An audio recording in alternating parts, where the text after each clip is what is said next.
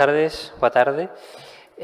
Vamos a continuar con una mesa que esta es una mesa muy especial en el marco del curso, porque como ha salido a lo largo de la mañana en múltiples ponencias, una especificidad y una particularidad de Extremadura es que es una región transfronteriza. Es una región que está colindante con otro país, con un país vecino y hermano que es Portugal, con el que mantenemos relaciones no solamente económicas y sociales, sino también políticas e institucionales, y además con algunas de sus regiones o algunos de sus elementos de descentralización tenemos una estrecha tradición de cooperación, hasta el punto de que, como saben, Extremadura forma parte de la eurorregión Euroace, que está conformada por el Alentejo, por la región centro y por la propia Extremadura. También tenemos otra particularidad, y es que entre Badajoz, Selvas y Campomayor también podemos encontrar una eurociudad, una comunidad de trabajo que reviste la característica o la definición de eurociudad, y que son experiencias de cooperación transfronteriza que se están profundizando poco a poco con el paso del tiempo. Yo creo que lo suyo sería seguir profundizando en esa cooperación con Portugal, porque al fin y al cabo las problemáticas que hemos estado abordando, no solamente del reto demográfico, sino todas las aledañas, incluida la falta de dinamismo económico, la desvertebración del país, el envejecimiento de la población, la poca natalidad, la dispersión poblacional, todas estas problemáticas son comunes y compartidas con el lado portugués. También el lado de la raya portuguesa, y tenemos un profesor, por ejemplo, que es de la Beira Interior, ¿no? del interior de Portugal, pues comparte estas características y estas problemáticas con Extremadura y con también las zonas despobladas de España. Por tanto, me parece que es muy necesario que profundicemos en la cooperación transfronteriza y que además localicemos cuáles son los elementos que, compartiéndolos con Portugal, pueden servirnos para mejorar nuestro modo de gobierno, mejorar nuestra respuesta institucional, política, jurídica, también al reto demográfico y a este conjunto de problemáticas que les comento. Por tanto, esta va a ser una mesa transfronteriza, con dos profesores portugueses y un profesor español, y va a abordar específicamente la problemática del reto demográfico en la región Euroasia. Además, siguiendo también el carácter multidisciplinar de la mayor parte de las mesas y de las propias ponencias del curso, pues tenemos profesores de distintas disciplinas, no solamente la jurídica. De hecho, ahora mismo en esta mesa el único jurista soy yo. Tenemos a mi derecha al profesor João Carlos Correia Leitão, que es profesor de Economía de la Universidad de Beira Interior, que la sede está en Covillá, en la Serra da Estrela, y a mi izquierda a la profesora doctora Carla Rolo Antunes, que es profesora de Gestión Sostenible del Territorio de los Espacios Rurales de la Universidad de Dualcarve. Y después, más a la izquierda, geográficamente, tenemos al profesor Francisco Manuel Parejo Moruno, que es profesor de Historia e Instituciones Económicas de la Universidad de Extremadura, que además una parte considerable de su carrera investigadora está centrada también en elementos transfronterizos, sobre todo de la vertebración económica, de la dimensión económica de nuestra región y cómo nuestra región también, desde el punto de vista económico, es una región transfronteriza.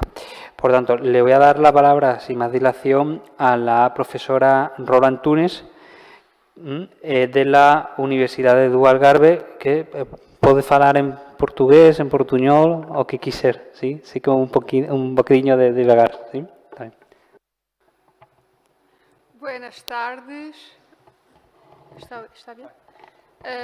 Graças à organização deste curso por o convite que fez à Universidade do Algarve em participar nesta mesa redonda.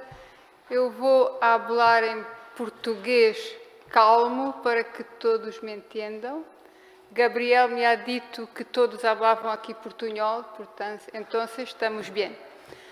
A Euroace é Alentejo, Centro e Extremadura, mas Algarve pertence a uma outra eurorregião, que é Alentejo, Algarve e Andaluzia, mas todos estes problemas que temos nas regiões de interior, de baixa densidade, são comuns ao interior de Portugal, que faz fronteira com Espanha. Eu vou falar essencialmente dos problemas demográficos da população no Alentejo e no Algarve e depois falar também um bocadinho de quais são as políticas públicas que Portugal tem adotado para a revitalização do interior. Como é que é Portugal? Como é que são os portugueses? Não nos podemos esquecer que a geografia é um fator determinante para o desenvolvimento de um país e, associado à geografia, temos os recursos de solo e de clima que, quer na região da Andaluzia e Extremadura, quer na região que faz parceria com Portugal, são muito comuns. Temos solos muito pobres, temos um clima muitas vezes árido e temos muito pouca população. Portanto, é nítido um contraste, quer entre o norte e o sul de Portugal, quer o interior e o litoral. É notório e reconhecido por todos as assimetrias regionais. Em Portugal, cerca de 45% da população está concentrada nas grandes áreas metropolitanas do Porto e Lisboa. E além de estar aí a maior parte da população, é aí que também está a capacidade produtiva nacional. Portanto, todo o resto de Portugal alberga os outros 55% dos cerca de 10 milhões que nós somos. Portanto, as assimetrias regionais são marcantes e essas assimetrias, em termos de rendimento, também são muito notórias entre as diferentes regiões de Portugal. Também gostava de chamar a atenção que, embora nas grandes áreas metropolitanas seja onde existe maior riqueza, também existem as maiores desigualdades. Existem os trabalhadores mais qualificados e cujo ordenado, o vencimento é maior, mas também existem os cujos salários são de menor valor. Portanto, há uma assimetria também dentro das próprias áreas metropolitanas. Nós, em 2010, atingimos o nosso máximo em termos de população, 10.573.110 habitantes, mas daí para cá temos vindo a diminuir e a população ativa, em idade ativa, entre os 15 e os 64 anos, que ultrapassou os cerca de 7 milhões em 2002, atingiu um valor máximo em 2008, mas desde então tem diminuído continuamente. E este despovoamento, que é um dos problemas do interior, cada vez mais está a ser evidenciado no interior do país, associado a um envelhecimento da população. Cada vez mais somos mais velhos e duramos mais tempo. Só para ter uma ideia da evolução da população entre 1986 e 2015, reparem que em 1986 éramos 10 milhões e 32 mil e em 2015 éramos um bocadinho acima, mas a partir daí, desde então, temos vindo sempre a regredir em termos de população. Se olharmos em termos de homens e mulheres, maioritariamente a população em Portugal são mulheres. Hoje os idosos são significativamente o grupo etário que maior evolução tem vindo a ter. Reparem que em 86 éramos 12% e em 2015 os com mais de 65 anos já estava na faixa dos 21%, portanto o envelhecimento da população é cada vez mais marcante e notório na população de Portugal. Estes dados foram tirados da Fundação Francisco Manuel dos Santos, da Pordata. A esperança de vida, por outro lado, tem vindo a aumentar, ou seja, em 86 as pessoas viviam em média 73 anos, em 2014 viviam em média 80, em 2018 81 anos, as mulheres vivem mais que os homens em média e as projeções é que em 2080 os homens vivam em média 87,4 anos e as mulheres 91,2 anos. Portanto, vamos viver mais tempo e, por outro lado, os nascimentos cada vez são menores. Hoje em dia, as mulheres portuguesas cada vez são mães mais tarde e têm menos filhos. Portanto, outro fator que vem alimentar o envelhecimento da população portuguesa. Hoje, atualmente, Portugal é o terceiro país da Europa com maior percentagem de idosos, mas reparem que em 1960 éramos o sexto país com maior percentagem de jovens. Isto é um fenómeno que é em Portugal, em Espanha penso que é semelhante e, portanto, é um problema da Península. Portugal envelheceu, vive-se mais tempo e o número de pessoas idosas vai continuar a aumentar. Mas vivem principalmente em meio rural.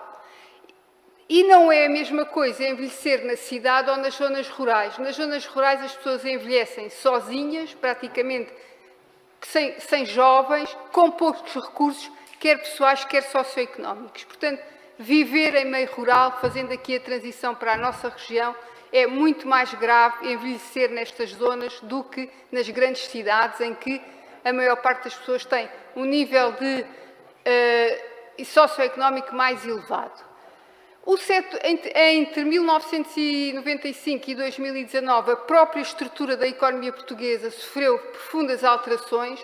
O setor terciário foi aquele que aumentou de cerca de 56% para 70%, e o setor primário e o secundário, em termos de empregabilidade e de emprego, reduziu significativamente em detrimento do setor terciário. Este mapazinho é a tentativa de vermos como é que Portugal se localiza na Europa. A população residente em Portugal tem vindo a diminuir, com algum significado entre 2011 e 2019, e as projeções é que continua a diminuir. O índice de envelhecimento em Portugal é significativamente mais alto que na Europa, 161,3 comparativamente com as projeções para a Europa, para a União Europeia, há 27 países, 134,7. A percentagem de jovens também é menor. Os idosos, em termos percentuais, são 22 e, portanto, aqui temos um retrato de como é que é a população em Portugal comparativamente à Europa para a década de 2001, 2011 e 2019. Se virmos aqui, Portugal é este retângulozinho à beira-mar plantado, como nós os portugueses dizemos, somos muito mais pequenos que os espanhóis, somos um quarto para aí em termos de área, e se repararem em termos de número de indivíduos por quilómetro quadrado para 2001, a grande concentração, ou as maiores densidades populacionais estão concentradas no norte e no litoral, comparativamente ao interior e ao sul de Portugal, tirando alguns casos do Algarve, e também porque o Algarve tem recebido muitos estrangeiros, muitos imigrantes, os índices de número médio de indivíduos por quilómetro quadrado é bastante significativo, menor significativamente comparando com outras regiões do país. Eu trago aqui a título de exemplo um concelho que faz a fronteira entre o Algarve e o Alentejo, que é o concelho de Alcotim. É um dos concelhos mais envelhecidos em Portugal. Reparem aqui que o número médio de indivíduos por quilómetro quadrado em 2001 era 6,5, mas se nós formos ver agora as projeções, os dados, desculpem, para 2020, a densidade populacional passou quase para metade, 3,7. Trago aqui Alcotim por vários motivos, porque é um dos concelhos, dos municípios mais envelhecidos de Portugal, e também porque a nível da Universidade do Algarve tivemos uma iniciativa para este território de baixa densidade, que mais à frente já falarei, e que trouxe alguma iniciativa e expectativas de trazer jovens para este território. Portugal tem 308 municípios e os municípios com mais de 100 mil habitantes são apenas 24, os municípios, isto é dados de 2014, portanto neste momento se calhar já é um bocadinho menor, porque a população tem vindo a diminuir. Os municípios com menos de 5 mil habitantes são 41 e, portanto, o resto, os 200 e tal, têm sempre população inferior a 5 mil habitantes. De manhã falava-se o que é população rural, o que é população urbana. Se nós fôssemos aplicar a classificação de Espanha, quase que não tínhamos espaços, segundo a vossa classificação, como urbano. Mas temos que fazer esta classificação face à dimensão do país. Se olharmos aqui para o caso de Alcotim, a população entre 2009 e 2020 tem vindo a diminuir significativamente, andava nos menos de 3.200 e hoje em dia não chega aos 2.000, e há uma curiosidade neste concelho que tem a ver com o aumento de população estrangeira. Reparem que em 2009 era abaixo dos 80 e em 2020 chegava quase aos 200. Muitos destes imigrantes Alcotim tem só o Guadiana a separar de Espanha. Muitas destas pessoas que vivem em Alcotim hoje em dia até são espanhóis. Portanto, temos o retrato de como é que é Portugal atualmente e agora vamos falar um bocadinho como é que vai ser Portugal no futuro. Portanto, o envelhecimento é acelerado e a população está a diminuir. Portanto, até 2050, as previsões é que a população diminua cerca de 11%, portanto, vamos atingir os 9,2 milhões.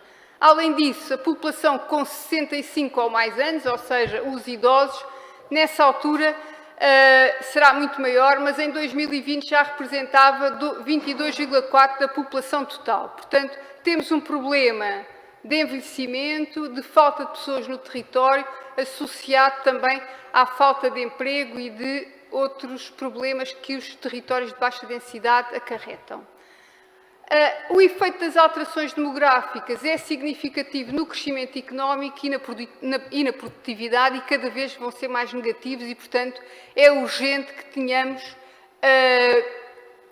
medidas de coesão territorial nas regiões do interior, que as pessoas, que os idosos tendencialmente que vivem sozinhos, e em Portugal são muitas mulheres e as viúvas, com níveis baixos de escolaridade e em situações de reforma, que haja aqui políticas de apoio a estas pessoas para que a situação tenha alguma inversão.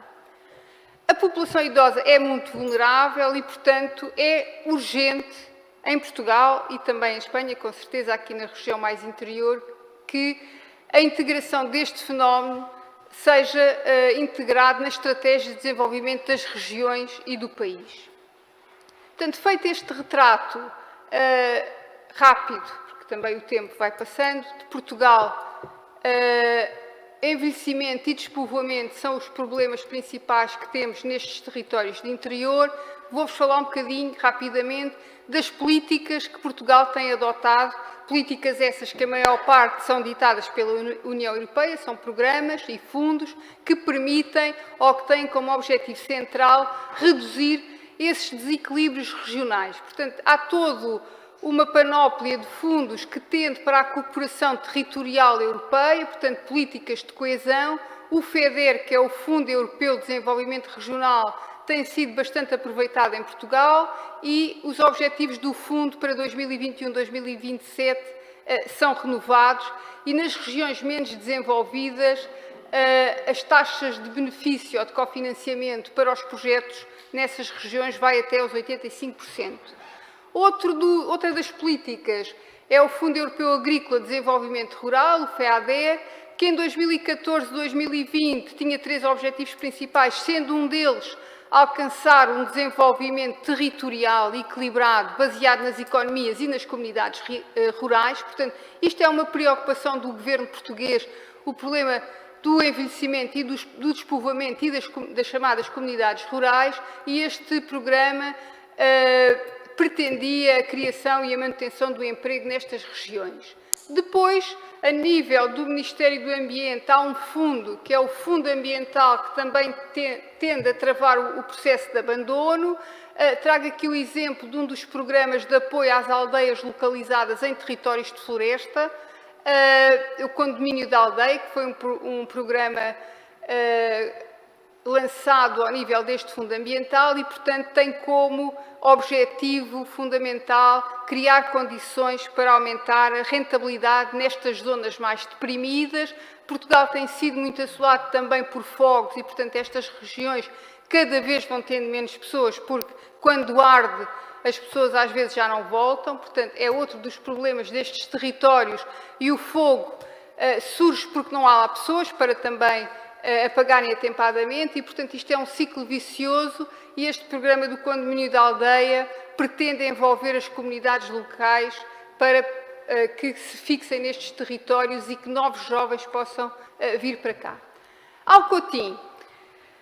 No âmbito do Programa de Desenvolvimento Rural 2014-2020, nós conseguimos ganhar uma candidatura e temos um centro de competências na luta contra a desertificação sediado em Alcotim. Tem uma parceria com várias universidades, nomeadamente com a Universidade do Algarve, que é a minha instituição, com o Instituto Politécnico de Bragança, que é outro dos territórios de Portugal, no norte também, com características muito semelhantes às Beiras e ao Alentejo, poucas pessoas, poucos recursos, clima agreste, solos sem qualidade, portanto, é uma região também muito desfavorecida. E, portanto, este Centro de Competências na luta contra a desertificação pretende potenciar a cooperação, é um fórum de partilha e articulação de conhecimento, conseguiu fixar 2 ou 3 famílias de jovens porque criou emprego e, portanto, foi uma das medidas que chama-se CC Desert, é o Centro de Competências de luta contra a desertificação, e foi financiado a sua instalação em termos de equipamento e do edifício e também o vencimento das pessoas durante um determinado período através deste programa de desenvolvimento rural. A Universidade do Algarve tem um projeto financiado pelo PDR 2020 também, que são as dinâmicas, condicionantes e potencialidades dos territórios rurais de baixa densidade demográfica e elevado risco de desertificação, em que temos vários casos de estudo e várias entidades envolvidas, Trás-os-Montes, a região das Beiras, com Penamacor e Coidanha Nova, que é também uma região muito desfavorecida em termos populacionais e de recursos, Alcotim e Crença. Em termos de políticas públicas de revitalização do interior, no dia 4 de outubro, há 3 dias, o Governo português lançou um aviso para projetos de combate à desertificação humana, desertificação física, e tem 3 áreas prioritárias, onde se inclui o Algarve, o Baixo Alentejo, o Alentejo Central e outro mais virado para a Beira Baixa e para o Alto Alentejo. Estas candidaturas têm uma verba na ordem dos 1,23 milhões de euros e os projetos e os concursos estão abertos até 18 de janeiro de 2022. Portanto, é uma ideia e uma alternativa também que o Governo lança para tentarmos combater este processo de certificação. Temos outros projetos em curso, por exemplo, este em Beja, que também é uma região no Alentejo, que envolve os concelhos também de Castro Verde, Mértola e Ourique, é designado por pastagens regenerativas e tem vários parceiros, nomeadamente uma associação de agricultores de Espanha, a Associação Terra Sintrópica de Agricultores Regenerativa de Espanha, entre outros, e o financiamento, por exemplo, é partilhado com a Espanha, a Fundação La Caixa, o Soil Alliance e os 3 municípios. Este projeto tem também como objetivo combater a aridez dos solos e desenvolver adaptações às alterações climáticas nesta região que permitam aumentar as produtividades e promover a fixação de população.